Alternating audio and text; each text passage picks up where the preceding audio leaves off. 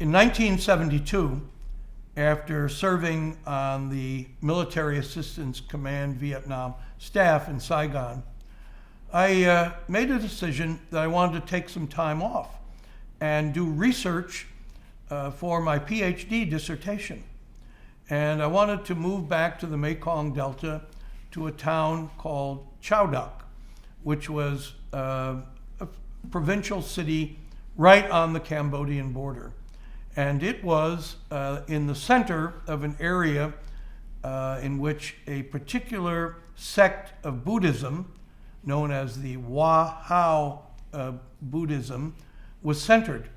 And the Hoa Hao Buddhists were an extremely interesting group with a very remarkable history. I had learned a lot about them when I was in Duc Thanh district in Sa Dec, and I thought, well, this will be a good topic, and I'm going to go back to America, finish my PhD, write my dissertation. Well, the individuals I was working with said, look, you don't need to take time off. We're going to assign you to Chau Doc, and you can do your research in your spare time. So I pack my stuff, and I moved back into the Mekong Delta. And now for the second time in my career, the second time in my life, I'm going to be stationed officially on the Mekong River.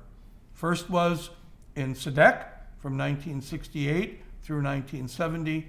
Now, 1972, I'm coming for the second time. And of course, in 1996, the third would occur when I'm the American ambassador in Cambodia, in Phnom Penh, also on the Mekong River. 3 different times I lived on the Mekong River. So I go to Chau Doc. I'm there. I'm the head of the New Life Development section of the American Advisory Team.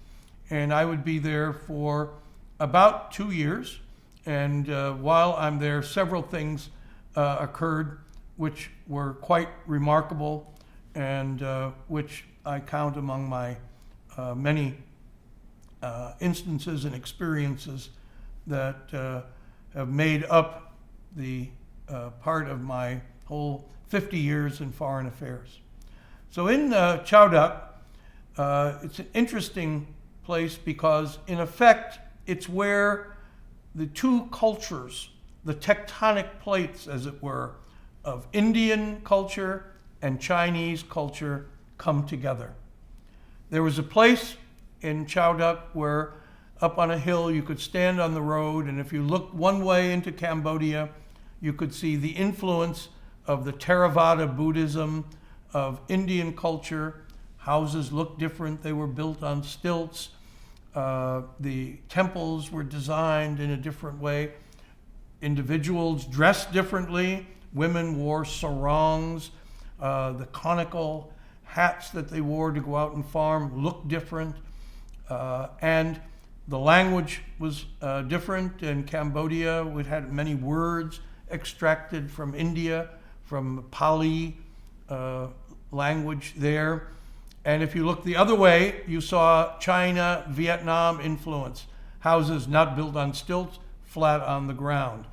People dressed differently. Women wore pants, not sarongs. The hats they wore came to a point instead of being flat. The Mahayana or Hinayana Buddhism they practiced was very different. The temples looked different. The rice fields even looked different in both cases. And the language in Vietnam, it was this tonal language with many Chinese words. The two cultures sort of came together there. That's why it's called Indo-China. So here I am in Chau Doc, going to immerse myself more in the Hoa Hao culture. And then several things happened which had very dramatic impact and would shape the rest of my life.